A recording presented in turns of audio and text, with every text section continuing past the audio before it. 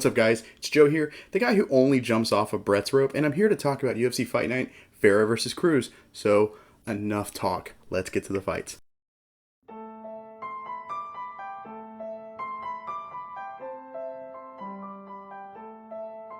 And in our main event, a bantamweight bout, the best division in MMA right now, I think. We had Dominick Cruz, but in my opinion, the best bantamweight of all time, Chito Vera is his opponent. Such an awesome fight.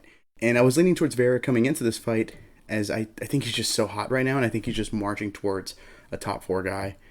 And early on, though, it was all Cruz. He took the first 3 rounds with this incredibly aggressive attack, just super quick, in and out, great straights, great punches, a lot of flurries, and good low kicks. Something I haven't seen in a long time. I don't think I've seen like low kicks like that, I think, since maybe the first or the second Faber fight in WEC, because he used to just throw a lot of low kicks, a lot of kicks in general. Then it was more boxing once he got to the UFC, I felt like.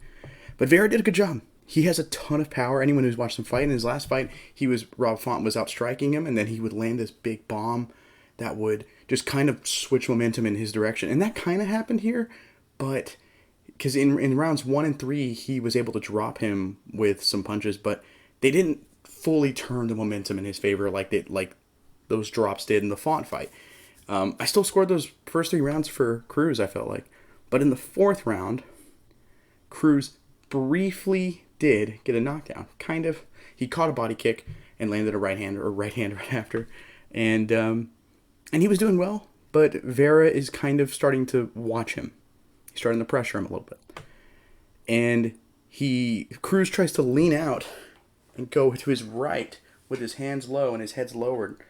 And Vera just throws a left high kick from the southpaw position, puts him out. It is a nasty finish. You can see his nose just break like as the kick lands. It is awesome. It's disgusting and great. And that good old-fashioned family-friendly violence I always love. It was a good fight, though. It was a really, really good fight. God, if it wasn't for another fight on this card, which I'll definitely talk about, I definitely would feel like it's my fight of the night. It was so awesome for me. But Cruz looked great in this fight. I thought he looked really good. I thought he was starting to kind of slow down a little bit. But I don't know the stats. I would love to see stats where we see his output from this fight to his previous fights. Like, in like at least the same amount of time, first 3 rounds. Because I feel like his output was significantly higher than we've seen before. So I wonder if that's why he was slowing down. I don't really know. I don't think it was his cardio. Maybe I missed some body shots that were thrown in there. Because he has like this really herky-jerky, just fast movement style. And, you would expect him to gas out. But I've watched a bunch of Cruz fights recently for something unrelated to this video. But, he's always had that kind of style to him. So, I don't know. Interesting. I think for him, I don't know if it's time to pack it up. I know like a lot of legends are getting face planted right now. We've had Joanna, a couple more. I'm sure I can't think of currently. I should be able to think of it, but I probably don't want to. I think I've subconsciously blocked those off from my mind. But I don't think he's done. I think we can give him another just insane fighter for fun, or like someone that's rising up, kind of seeing who still belongs here. And so the first name I thought of was like Rob Font. Loser leaves title like contender status, I guess. Like these guys, I think these 2 guys in the main event coming into it were definitely contenders. Winner definitely can make a case for a title shot, I think. Or not a case for a title shot, but like at least like a title contender fight. Number 1 contenders match. Rob Font kind of fell out of that for me because of Chito and Aldo. I think you could do that with Cruz. Another one is Song Yadong, who is insane. And also, fun fact, Song Yadong trains at Team Alpha Male. So you could relive that rivalry. It's one of my favorites of all time. Dominick Cruz, where he used to just beat everyone that ever even looked at Team Alpha Male until Cody Garbrandt came along. It was kind of awesome. And for Vera, I think Man, honestly, a lot of people are kind of matched up. The guy I want is Petr Yan. I want Petr Yan for him really bad. But he's fighting Sean O'Malley because that guy lost upwards. He was losing that Pedro Munoz fight. And everyone I've seen disagree on Twitter is a Sean O'Malley fan, like a hardcore Sean O'Malley fan. So I don't know. I haven't talked to like anyone who seems unbiased about that. So I'm not saying you're a Sean O'Malley fan if you scored it for him. I'm just saying, But I was surprised that he made that Yan fight. So, but that's the fight I want for Cheeto. So what's the next best thing? How about Corey Sandhagen? That's my favorite fighter at bantamweight. I think Corey Sandhagen's the best striker besides Yan. With Cheeto, that sounds amazing. I really like the idea of that fight.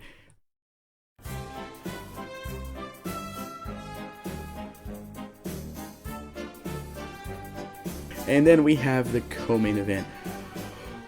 Nate Landwehr versus David Onama. And oh my god, this fight was insane.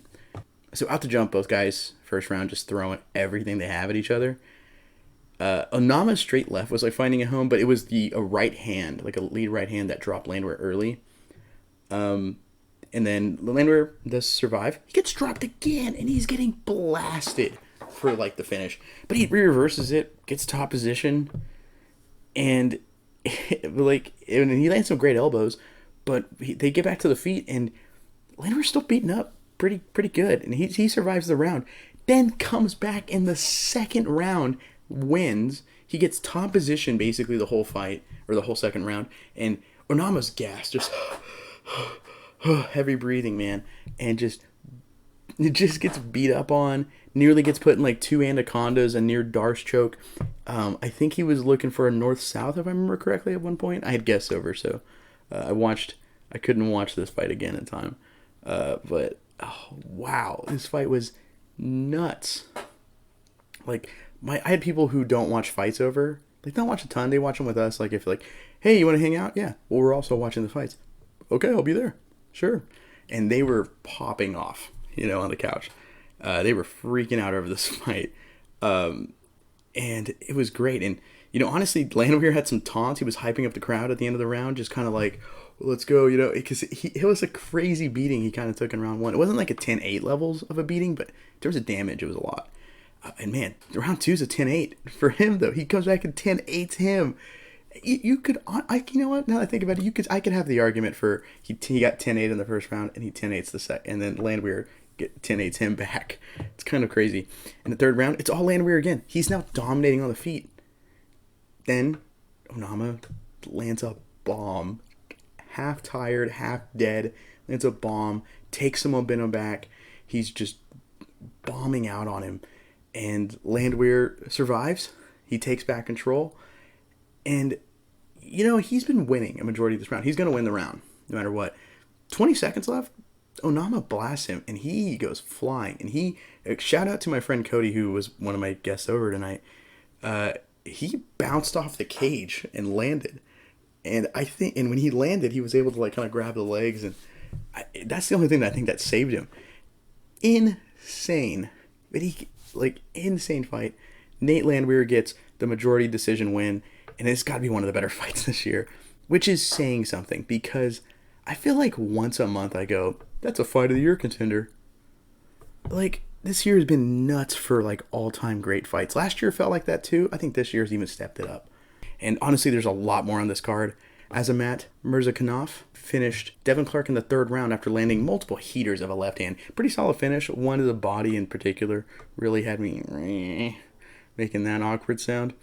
Priscilla Cachoeira got a first-round TKO over Ariane Lipsky after dropping her with a swarm of arm punches. And then she swarmed for the finish. Gerald Mearshart, a boy for a lot of people. I definitely understand it. Not one of mine, but he's great. I like him. He submitted Bruno Silva in the third round in a pretty kind of a fun fight for me. At least the finish was really fun.